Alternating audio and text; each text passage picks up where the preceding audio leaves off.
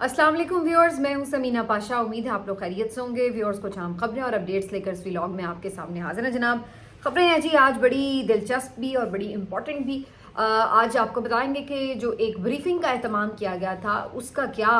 Result निकला, और वो मीटिंग जो है वो खुद हुकूमत के लोगों ने ही कितनी बेवकूफ़ कर दी, और ये मैं क्यों कह रही हूँ अभी तफसीलन आपको सारी चीज़ें सामने रखेंगे। इसके अलावा जी आज एक पाकिस्तान तहरीक इंसाफ की तरफ से स्पेस का एहतमाम किया गया था वर्कर्स की तरफ से, और इसमें सलमान अकरम राजा साहब ने खुसूसी तौर पर शिरकत की। इसमें जो बहुत से गिले शिकवे ट्विटर पर ऑलरेडी जारी थे, सोशल मीडिया पर हो रहे थे, उनको बराह रास्त सलमान अकरम राजा तक पहुंचाया गया और उन्होंने उनके जवाबात भी दिए। लेकिन इसमें बहुत सारी डिबेट जो है वो खुलकर सामने आ चुकी है, और जो सलमान अकरम राजा साहब ने गुफ्तगू की उसके बाद बड़ी तनकीद भी हो रही है, कुछ लोग सपोर्ट भी कर रहे हैं। तो उसका एक ओवरऑल कंप्लीट कॉम्प्रिहेंसिव एनालिसिस जो है वो आपके सामने रखेंगे, अपना पॉइंट ऑफ व्यू भी आपको दूंगी। इसके अलावा आज जुनैद अकबर खान साहब ने हंगू में जो खिताब किया, उन्होंने एक बड़ी खौफनाक बात की। क्या उन्होंने कहा उस पर भी बात करेंगे, और फिर कुछ दीगर चीज़ें भी इसी व्लॉग का हिस्सा होंगी। पहले आपसे रिक्वेस्ट है कि चैनल को सब्सक्राइब कर लें अगर अभी तक सब्सक्राइब नहीं किया। तो सबसे पहले जी बात का आगाज़ करते हैं कि जो आज ब्रीफिंग थी, तो ये ब्रीफिंग जो थी इसमें बताया गया था कि डीजी ISPR और अता तारड़ साहब जो हैं वो मुख्तलिफ सियासी जमातों के रहनुमाओं को ब्रीफिंग देंगे, और उसके लिए कल तक तो किसी ने इन्फॉर्म भी नहीं किया, आज बस ऐसे ही फॉर्मली कर दिया गया इन्फॉर्म। उसके बाद PTI ने फैसला किया कि जी हमने नहीं जाना, क्योंकि इसमें कोई हुकूमत की संजीदगी नज़र नहीं आ रही। अगर संजीदा कोई काविश करना चाहती है हुकूमत तो ज़रूरी है कि ऑल पार्टीज़ कॉन्फ्रेंस बुलाई जाए और उसमें इमरान खान साहब को भी शामिल किया जाए, तो फिर ही उसका कोई हमें नज़र आएगा कि हाँ कोई वेटेज है, वाकई कोई सीरियस बात है। वरना तो अगर आपने ऐसे खाना पूरी करनी है तो हम इसमें शिरकत नहीं कर रहे। तो उन्होंने कैटेगोरिकली दो टोक इस पे बात की, जिसको काफ़ी सबने सराहा भी, उनके वर्कर्स ने भी, सोशल मीडिया पर भी इसके ऊपर काफ़ी उन्होंने कहा कि जी ठीक फैसला हुआ है। कुछ लोगों ने ये बात ज़रूर की जो कि करनी ही थी कि नहीं जी कौमी यकजहती का मुजाहरा करना चाहिए था, ये वो। लेकिन इसके ऊपर चूँकि मैं सैर हासिल ऑलरेडी गुफ्तगू कर चुकी हूँ, तो आप इसको मेरी जो अभी इससे पहले वाली वीडियो इसमें तफसीलन देख सकते हैं कि उनको मैंने भरपूर जवाब दिया है उन लोगों को कि जो ये समझते हैं कि सारा जो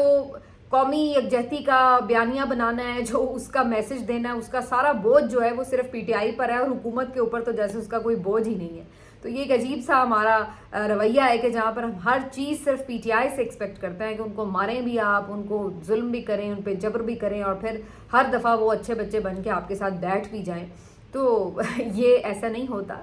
एक तरफा तो सिलसिले नहीं चला करते, आपको दोनों तरफ से लचक दिखानी पड़ती है। तो बहरहाल इससे आगे बढ़ते हुए जी ये जो एहतमाम था ब्रीफिंग का, अब चलिए PTI को तो हम मान लेते हैं कि ये तो हैं ही गंदे बच्चे भी, ये तो शामिल नहीं हुए वगैरह वगैरह, लेकिन क्या हुकूमत इस ब्रीफिंग के लिए वाकई संजीदा थी? अगर हुकूमत संजीदा थी तो हुकूमत के तमाम बड़े बड़े रहनुमा वो कहाँ पर थे? और क्या ये सिर्फ एक हुकूमती जमातों की ब्रीफिंग थी? क्योंकि बज़ाहिर तो इसमें जो अपोजिशन की दीगर जमातें हैं, जिसमें JUIF भी अपोजिशन की जमात है, अख्तर मेंगल साहब भी हैं, और भी जमातें हैं, उनकी भी कोई रिप्रेजेंटेशन नहीं थी। चलिए PTI ने तो मना कर दिया, लेकिन बाकी लोगों को क्या इनवाइट नहीं किया गया, या उन्होंने आना पसंद नहीं किया, या अगर उनमें से कोई आया तो वो कोई प्रोमिनेंट बंदा तो कम अज़ कम नहीं आया। तो बज़ाहिर ऐसा लगा कि सिर्फ ये जो इत्तेहादी जमातें हैं हुकूमत की, उनको ब्रीफिंग दी गई है। गोया ये इस तरह की सूरत हाल बन गई कि हुकूमत ने हुकूमत को ही ब्रीफिंग दे दी। तो फिर कौमी यकजहती किधर से चली गई? कौमी यकजहती का क्या मतलब है कि आपका हर मकतबा फ़िक्र, हर सियासी जमात, हर तरह की रिप्रेजेंटेशन जो है वो किसी एक एजेंडे के ऊपर साथ बैठे हुए हैं। तो आप ये एक पैगाम देते हैं दुश्मन को कि देखो जी ये जब मामला आएगा तो हम सब साथ हैं। लेकिन यहाँ क्या है? यहाँ ये है कि जनाब ऑपोजिशन की कोई जमात आपके साथ ही नहीं है, और आप सिर्फ हुकूमती जमात के लोग बैठ गए। अच्छा जी, चलिए मान लिया कि जी आप सिर्फ हुकूमती जमात के लोग ही बैठ के कोई पैगाम दे रहे हैं, तो कम अज़ कम आप ही की कोई सीनियर लीडरशिप बैठ जाए आके, तो तब भी पता लगे कि हाँ जनाब कोई बड़ा अहम मामला है जिसके ऊपर सब सर जोड़ कर बैठे हुए हैं, और जो सीनियर लीडरशिप है उसने उसको वेटेज दी है आके। लेकिन इस ब्रीफिंग में अगर आप देखें तो पता चलता है कि शहबाज शरीफ साहब नहीं हैं, इसमें ख्वाजा आसिफ साहब नहीं हैं, इसमें मियाँ नवाज शरीफ साहब नहीं हैं। चलिए भी वो अगर वुज़रा हैं, कोई बिज़ी हैं, कुछ हैं, तो मियाँ नवाज शरीफ साहब जो कि हुक्मरान जमात के सरबराह हैं, वैसे तो वो मुंह से कोई कंडमनेशन नहीं कर रहे थे, कम से कम बैठ तो सकते हैं तस्वीर बनवाने के लिए कहीं सही, लेकिन जाके बैठ जाते, वो तक नहीं है। उसके बाद जी उसमें आप देखिए तो बिलावल भुट्टो जरदारी साहब नहीं है, मेन इत्तेहादी जमात के सरबराह हैं। जरदारी साहब तो चलिए सदर हैं, वो भी नहीं है। वैसे तो होना ये चाहिए था कि ऐवान सदर में, क्योंकि सरबराह मुमलिकत जो है वो आपका सदर होता है, तो सदर साहब कोई ऑर्गेनाइज करते ऑल पार्टीज कॉन्फ्रेंस, जिसमें तमाम जो सियासी जमातें हैं उनको शिरकत की दावत देते, लेकिन वो तो चलिए अब हुआ ही नहीं। तो बहरहाल जो हुआ उसमें कोई आपको इस तरह से सीनियर लीडरशिप इधर की भी नज़र नहीं आ रही। मौलाना फजल रहमान साहब नज़र नहीं आ रहे, एमल वली खान साहब नज़र नहीं आ रहे, सिर्फ MQM के एक दो लोग नज़र आ रहे हैं। राजा परवेज़ अशरफ साहब हैं पीपल्स पार्टी के, कुछ तस्वीर में मैंने देखे। आबिद शेरली साहब हैं, इस तरह के कुछ चेहरे, परवेज़ खटक साहब जैसे रेलेवेंट लोग जो हैं वो बैठे हुए हैं। तो इस तरह की अगर आपने खुद ही अपनी ब्रीफिंग को ये अहमियत देनी है तो फिर बाहर दुनिया उसको क्या अहमियत देगी, सिर्फ ये बता दीजिए कि जब आपके ही हुकूमत के भी बड़े लोग, अहम चेहरे, सीनियर लोग, करता धरता सियासी जमातों के सरबराहान वो नहीं अगर बैठते तो फिर बाकी क्या रह जाता है। क्योंकि यहाँ तो ये भी मसला नहीं था कि जी सिर्फ वो लोग बैठने थे जिनको आप ये कहें कि जी वो पार्लियामेंटेरियंस थे। अगर ऐसा भी था तो पार्लियामेंटेरियंस ही हैं जिनके नाम मैंने गिनवाए हैं आपको, तो आप उनको बिठा लेते, तो वो तक नहीं बैठ रहे और सिर्फ आपने तनकीद का निश्तर चला दिए कि जी PTI संजीदा नहीं हुई, PTI ने इकट्ठा मैसेज नहीं दिया। भाई आपने कौन सा मैसेज दिया, पहले ये तो बताइए। तो बहरहाल इस टाइप की एक ब्रीफिंग थी और इसके बाद इसमें जाहिर है बता दिया गया होगा कि जी क्या इस वक्त सूरत हाल है ऑपरेशनल तैयारियों की, जो कि सबको बज़ाहिर मालूम ही है कि अगर कोई खुदा न खास्ता जारियत होगी तो जाहिर है भरपूर जवाब दिया जाएगा, यही इस अज़्म का इजहार भी किया गया। लेकिन जो इसका मकसद था, अगर इसका मकसद ये था कि कोई आपने कौमी यकजहती का पैगाम देना है तो वो तो बहरहाल इससे नज़र नहीं आता माजरत के साथ। और आप जितनी मर्जी मीटिंग्स कर लें, जितने नाम मैंने लिए आप उनको भी बिठा दें, फिर भी एक हद तक तो इसकी एक अहमियत हो सकती है। लेकिन अगर आप मुकम्मल तौर पर कहें कि नताइज हासिल करने हैं तो सीधी बात है जी वो कैदी 804 के बगैर नहीं हासिल हो सकते। आप एक दफ़ा उसको ऑल पार्टीज कॉन्फ्रेंस में लाने का ऐलान करें, फिर उसके बाद आप देखें कि क्या माहौल बनता है मुल्क का। वहाँ से आपको पता चलेगा कि ये जो आपके बाकी लोग आ रहे हैं जा रहे हैं तो ये एक फॉर्मेलिटी महसूस होती है, लेकिन जब वो अगर आता है तो फिर किस तरह मीडिया कवरेज मिलती है दुनिया भर में और पाकिस्तान में लोगों का जज्बा कहाँ होता है, तो फिर आपको एक डिफरेंस जो है वो फील होगा कि क्या फ़र्क होता है एक जेन्युइन क़यादत में और एक फॉर्म 47 की क़यादत में। तो बहरहाल ये तो रही ब्रीफिंग की सूरत हाल,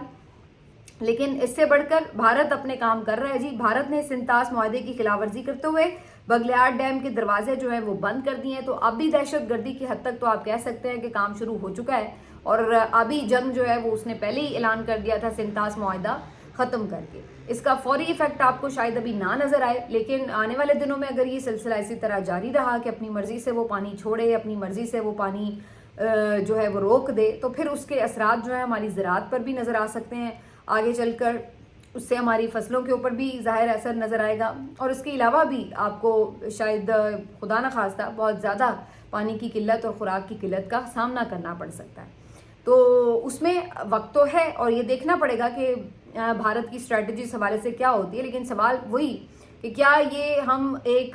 रिएक्टिव स्ट्रैटेजी के तहत बैठे रहेंगे कि पहले ये देखते हैं कि ये करता क्या है उसके बाद हम देखते हैं, या हमने इसके लिए खुद से कोई स्ट्रैटेजी बनाई है कि हमने इस मसले को उनकी किसी एग्रेसिव अप्रोच से पहले ही कहीं उठाना है और इस मसले को पहले से ही हल करके भारत के ऊपर दबाव डलवाना है। तो इस बारे में मुझे अभी तक हुकूमती तरफ से तो कोई प्लानिंग, कोई स्ट्रैटेजी उस तरह की नज़र नहीं आ रही। ऐलान ज़रूर किया गया था कि हम वर्ल्ड बैंक में भी उठाएंगे और आलमी अदालत इंसाफ में भी उठाएंगे, लेकिन इस सिलसिले में क्या पेशरफ्त हो रही है वो अभी तक कम से कम मेरे नॉलेज में नहीं है। तो ये है जी सूरत हाल जो मैंने आपको बताई जो इस वक्त पाकिस्तान और भारत की कशीदगी है उसके हवाले से। अब आ जाते हैं जी इस बात के ऊपर कि आज सलमान अकरम राजा साहब जो स्पेस में आए तो उनके साथ कारकुनान ने क्या किया और उन्होंने कारकुनान के साथ क्या किया। बेसिकली सलमान अकरम राजा साहब जो हैं एक बहुत ही शरीफुन नफ्स और बड़े लॉयल किस्म के और बड़े प्रैक्टिकल अप्रोच के हामी, एक बहुत समझदार और बहुत हमेशा दलील से बात करने वाले वकील हैं। تو اس بات کو آپ کو ذہن میں رکھنا ہوگا کہ وہ ایک روایتی جذباتی سیاستدان بڑک باز تو نہیں ہے، لیکن وہ ایک جس کو کہا جائے کہ بہت کیلکولیٹڈ طریقے سے دلائل کے ساتھ بات کرنے والے شخص ہیں۔ ان کے وفا کے اوپر یا ان کی عمران خان صاحب سے لائلٹی کے اوپر تو ہرگز کوئی مجھے تو کم از کم شک نہیں ہے، لیکن جو ان کی ایز سیاستدان کیپیبلٹی یا کیپیسٹی ہے اس کے اوپر ظاہر بات ہو سکتی ہے، کیونکہ وہ ظاہر ہے ایک کوئی پروفیشنل سیاستدان نہیں ہے، نہ انہوں نے کبھی ساری زندگی سیاست کی ہے۔ تو اب ایک خاص ماحول میں انہوں نے یہ سوچا کہ انہیں یہ جدوجہد کرنی ہے، تو انہوں نے اس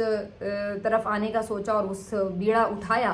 لیکن آج جو ان کی گفتگو ہے اس کے اوپر کافی طرح کی بات جو ہے وہ ہو رہی ہے اور ریاکشن آ رہا ہے۔ سلمان اکرم راجہ صاحب سے اصل میں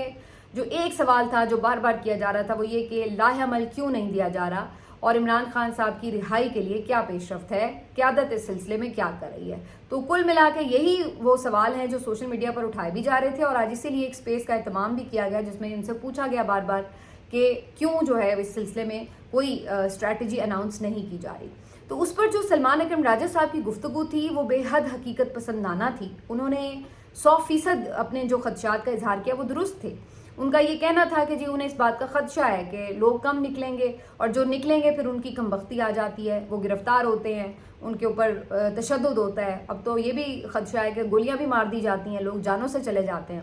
پھر انہوں نے کہا کہ جب یہ کوئی کہتا ہے کہ جی بند کر دیں آپ راستے، تو وہ کہتے ہیں کہ جی اس سے تو پھر کے پی جو ہے اس کا بھی نظام ڈسٹرب ہوگا، کتنے دن ہم بند رکھ سکتے ہیں، وہاں پہ بھی ترسیل اور ہر چیز کی جو ایک رکاوٹ ہے، ظاہر ہے ہر چیز باہر سے کے پی میں بھی جاتی ہے، کے پی سے بھی باقی صوبوں میں جاتی ہے، تو وہ جو آمد و رفت بند ہوگی تو کے پی میں بھی اس کی مشکلات کا سامنا کرنا پڑے گا، چاہے وہ پیٹرول ہو، چاہے وہ فوڈ کی معاملات ہوں اور دیگر چیزیں ہوں۔ پھر جب ان سے یہ کہا جاتا ہے کہ کیا اڈیالہ کے باہر جائیں، تو وہ کہتے ہیں کہ جی اس بات پہ بھی خدشات موجود ہیں کہ اگر اڈیالہ کے باہر سب جمع ہو جائیں گے تو کسی بات کو بہانہ بنا کر اس کے اوپر بھی جو ہے کوئی نیا پرابلم کھڑا کیا جا سکتا ہے۔ یہ بھی کہا جاتا ہے کہ عمران خان کو کہیں مچھ جیل نہ بھیج دیا جائے، یہ بھی کہا جاتا ہے کہ یہاں سے جو اور لوگ آئیں ان کو بھی الٹا پکڑ کے اور بھیج دیا جائے، کیونکہ ملاقات تو بہرحال انہوں نے کرانی نہیں، لیکن جو آئے ہوں گے لوگ ان کے اوپر جو ہے وہ ایک نیا کریک ڈاؤن شروع ہو جاتا ہے۔ تو پھر یہ ان سے مختلف جو آپشنز پوچھے جا رہے تھے کہ یہ کیوں نہیں کیا جاتا، وہ کیوں نہیں کیا جاتا، سڑکوں پہ کیوں نہیں نکل رہے، تو اس کے حوالے سے وہ مختلف اپنے خدشات اور تحفظات کا اظہار کرتے رہے۔ اس میں سے جیسے میں نے کہا کہ پریکٹیکلی تو ان کی باتیں ٹھیک تھیں، پھر انہوں نے یہ بھی باتیں کی کہ جی لوگ جو ہیں وہ پہلے نہیں نکلے، اتنی تعداد میں نہیں نکلے جس تعداد میں انقلاب کے لیے چاہیے ہوتے ہیں، اور چاہے وہ اکتوبر کا احتجاج ہو، چاہے وہ 24 سے 26 نومبر کا جو معاملہ رہا وہ احتجاج ہو، تو اس پر بہرحال ایک ڈفرینس آف اوپینین پایا جاتا ہے، کیونکہ لوگ تو وہاں پہ کافی تعداد میں پہنچ گئے تھے۔ جب 26 نومبر بھی تھا تو بڑی تعداد میں لوگ پہنچ گئے تھے، اور جو صرف میں پی ٹی آئی کے کلیم کرنے والے لوگوں کی بات نہیں کر رہی، جو انڈیپینڈنٹ صحافی وہاں پہ کوریج کر رہے تھے، اسد طور وغیرہ، مطیع اللہ جان اور باقی لوگ بھی، تو ان کا بھی یہ کہنا تھا کہ ٹھیک ٹھاک کراؤڈ تھا جو وہاں پر پہنچنے میں کامیاب ہو گیا تھا، لیکن پرابلم یہ تھا کہ کوئی ان کو لیڈ کرنے والا نہیں تھا۔ ڈی چوک میں جب پہلے پہنچے علی امین گنڈا پور لے کر لوگوں کو، تو تب وہ غائب ہوئے اور کچھ قافلے بھی پلٹ گئے تھے، لیکن 26 نومبر کو تو کارکنوں نے علی امین گنڈا پور کو پہلے تو بھاگنے نہیں دیا، لیکن ان کے علاوہ کوئی اور خاص لیڈرشپ وہاں پر موجود نہیں تھی، اور پنجاب سے بھی لیڈرشپ بڑے قافلے لے کر شامل ہونے میں ناکام رہی۔ البتہ کچھ لوگ اپنے طور پر کوشش کر کے پہنچ گئے، اور ان میں سے کچھ لوگوں کی ایون شہادتیں بھی ہوئیں۔ تو کہنے کا مقصد یہ تھا کہ اس کے اوپر ٹھیک ہے بحث ہو سکتی ہے کہ کتنے لوگ تھے یا نہیں تھے، لیکن اصل بات یہ کہ جب آپ یہ گلا کرتے ہیں کہ عوام نہیں نکل رہی، کارکن نہیں نکل رہے، تو پھر آپ کو پہلے حساب دینا پڑے گا کہ کارکن یا عوام کم نکلے تو کیا لیڈرشپ پوری تعداد میں نکلی تھی؟ لیڈرشپ تو اتنی تعداد میں بھی نہیں نکلی تھی جتنی کی تعداد پرسنٹیج کے حساب سے عوام نکل آئی تھی۔ تو یہ اپنی جگہ ایک احتساب ہونا چاہیے تھا کہ جو لوگ نہیں نکلے کیوں نہیں نکل پائے، اور کیوں ان کی جگہ جو ہے وہ لوگ عام وہاں پر پہنچ پائے، اور پھر اس کے بعد جو ہوا وہ ایک بربریت کی داستان تھی۔ تو بہرحال قصہ مختصر یہ کہ سلمان اکرم راجہ صاحب کی گفتگو پریکٹیکل تو بہت زیادہ ہو سکتی ہے، لیکن ان دی اینڈ مجھے یہ محسوس ہوا کہ ان کی گفتگو سے کارکنوں کو مایوسی ہوئی ہے۔ کارکن اس نتیجے پہ پہنچے کہ جو وہ یہ سوچ رہے تھے کہ چند ہی دنوں میں ہم دباؤ بڑھائیں گے، لیڈرشپ اعلان کرے گی، کوئی لاہ عمل دے گی، تو ان کو یہ پتہ چلا کہ اوہو لیڈرشپ تو بہت زیادہ کیلکولیشنز میں پڑی ہوئی ہے، اور فی الحال تو کوئی جلدی سے امکان نہیں ہے اس بات کا کہ وہ کوئی لاہ عمل دیں گے یا کوئی فوری طور پر کسی اسٹریٹجی کا اناؤنسمنٹ کریں گے. تو مجھے یہ لگا کہ حد سے زیادہ حقیقت پسندی بعض اوقات آپ کو مایوسی کی طرف بھی دھکیل دیتی ہے, اور کچھ ایسی ہی صورتحال جو ہے وہ اس وقت پی ٹی آئی کے کارکنوں اور عمران خان کے ووٹر سپورٹر میں نظر آ رہی تھی, کیونکہ ان کا یہ خیال تھا کہ شاید کچھ آگے بڑھے لیڈرشپ. لیکن آج جو سلمان اکرم راجہ صاحب کی گفتگو تھی اس سے یہ لگا کہ یہ لوگ ابھی تک بھی کسی اسٹریٹجی تک نہیں پہنچے ہیں. اس کے علاوہ جو میں ایک چیز فیل کرتی ہوں وہ یہ کہ جو پی ٹی آئی کی لیڈرشپ ہے وہ جس لیڈر کے پیچھے کھڑی ہے اس لیڈر کا نظریہ کیا ہے, اس لیڈر کی اپروچ کیا ہے. اس لیڈر کا نام ہے عمران خان, اور اس کا جو میں نے دیکھ رکھا ہے اور جو کال اس کا میں نے سن رکھا ہے وہ یہ کہتا ہے کہ وہ جب بھی میدان میں اترتا تھا تو وہ ہار یا ناکامی کے خوف سے بالکل بے نیاز ہو کر اترتا تھا. وہ کبھی بھی کوئی سٹیپ لیتے ہوئے یہ نہیں سوچتا کہ اگر اس میں مجھے ناکامی ہو گئی تو پھر, اگر میں ہار گیا تو پھر. تو جب آپ اتنی کیلکولیشن کرنا شروع ہو جاتے ہیں کہ جناب یہ ہو گیا تو یہ ہو گیا تو یہ ہو گیا, تو پھر تو وہ سٹیپ آپ نہیں لے پاتے. تو عمران خان جس لیڈر کا نام ہے وہ تو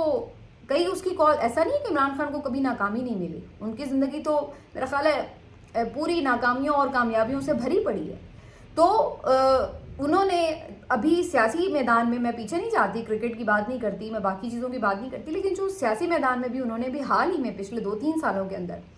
لانگ مارچز کی کال دی ہے, انہوں نے بوائیکاٹس کی کال دی ہے, انہوں نے کئی مرتبہ احتجاجوں کی کال دی ہے, کئی دفعہ انہیں پیچھے ہٹنا پڑا, کئی دفعہ مطلوبہ اہداف حاصل نہیں ہو سکے, کئی دفعہ بڑا نقصان ہوا,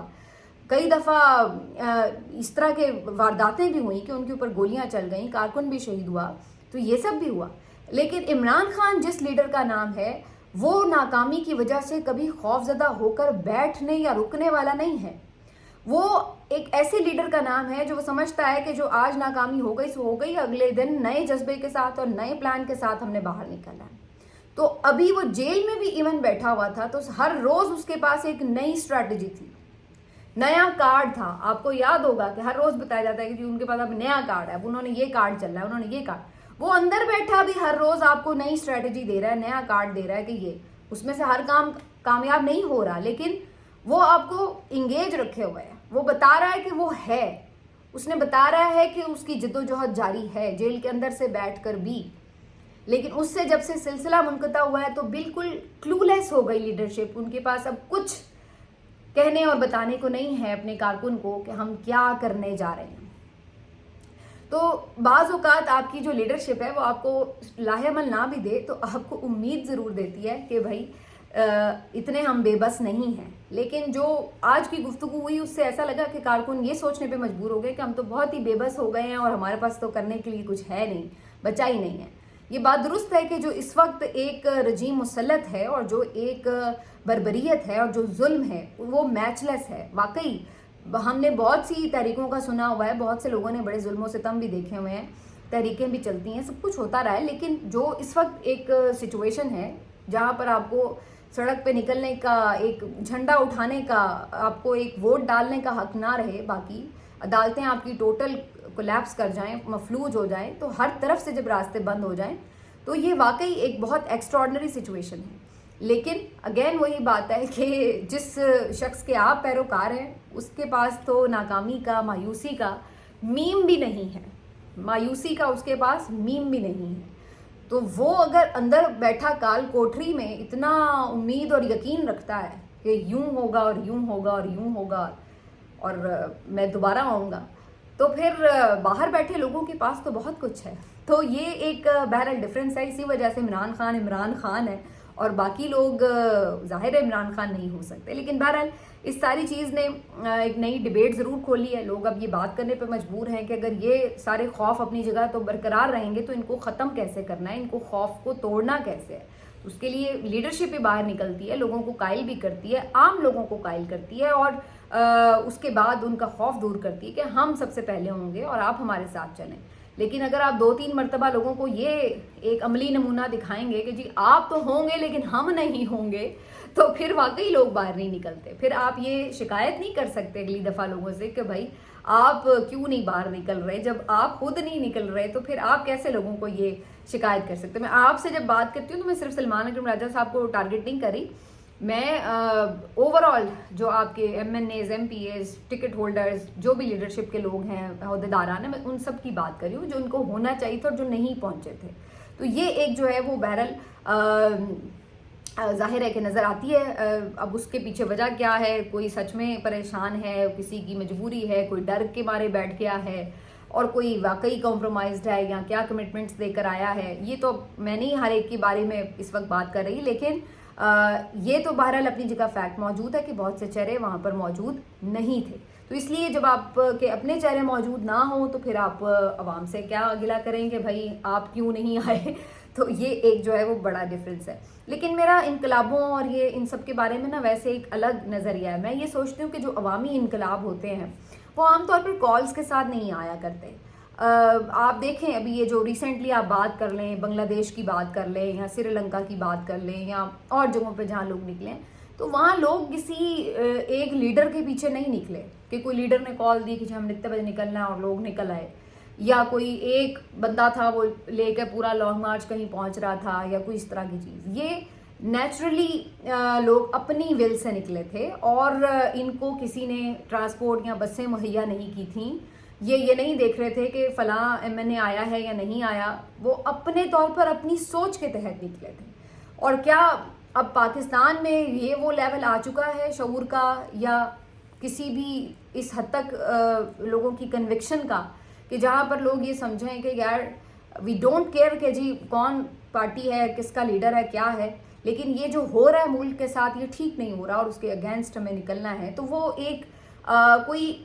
وہ ایک الگ معاملہ ہوتا ہے، وہ انقلاب والا جو ہوتا ہے. اس میں کیا ہوتا ہے کہ اس میں کوئی ایک بعض اوقات واقعہ جو ہے وہ اس کا پیش خیمہ بنتا ہے اور اس کے بعد جو ہے وہ لوگ اپنے آپ اس کے ساتھ جڑ جاتے ہیں. اس میں پھر یہ کالز کی، اسٹریٹجیز کی، بندے گننے کی، وہ پھر جو ہے وہ سارے مرحلے ایک سائڈ پہ رہ جاتے ہیں، اس کی ضرورت باقی نہیں رہتی. پھر وہ لوگ اپنے معاملات اپنے ہاتھ میں خود لے لیتے ہیں. پھر وہ یہ نہیں دیکھ رہے ہوتے کہ لیڈر میں روک رہا ہے تو ہم رک جائیں، کیونکہ لیڈر تو ہوتا ہی نہیں ہے.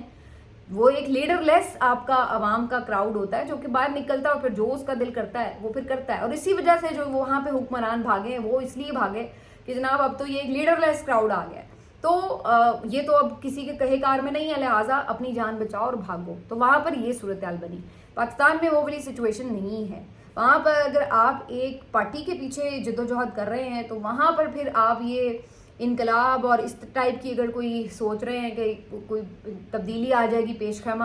ہو جائے گا، تو وہ الٹیمیٹلی اس طرح کا تو نہیں ہوگا. کیونکہ یہاں پر جو ہے ایک اگر لیڈرز موجود ہوں گے، ایک پارٹی کے تحت چل رہا ہوگا، تو پھر اس سارے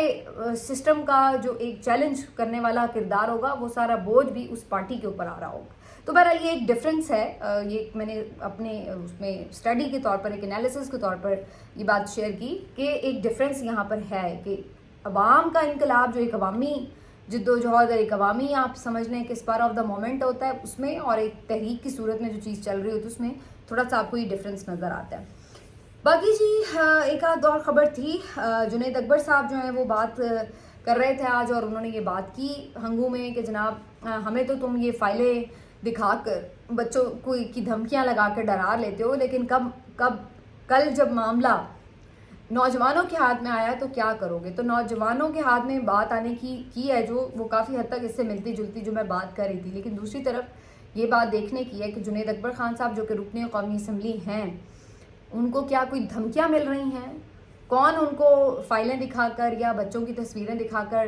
ڈرا رہا ہے، یا ان تک یہ رپورٹ پہنچی ہے کہ لوگوں کو ہراساں کیا جا رہا ہے؟ تو یہ اگر سلسلہ ہو رہا ہے تو پھر وہی بات وہیں پہ آ کے ختم ہوتی ہے کہ پھر جس فسائیت سے یہ سب لوگ گزر رہے ہیں تو وہاں پر تو پھر ہر کوئی نشانے پر ہے. تو پھر وہاں پر آپ کسی لیڈرشپ والے عوام سے اور عوام لیڈرشپ سے وہ کیا گلہ کرے؟ سارے ایک ہی اس وقت اگر نشانے پر ہیں تو پھر باقی تو پھر اس کے بعد کوئی ایک دوسرے سے گلے شکوے کی گنجائش ہی نہیں رہ جاتی. ملتے ہیں آپ سے اگلے ویلاگ میں. اپنا خیال رکھیے. اللہ حافظ.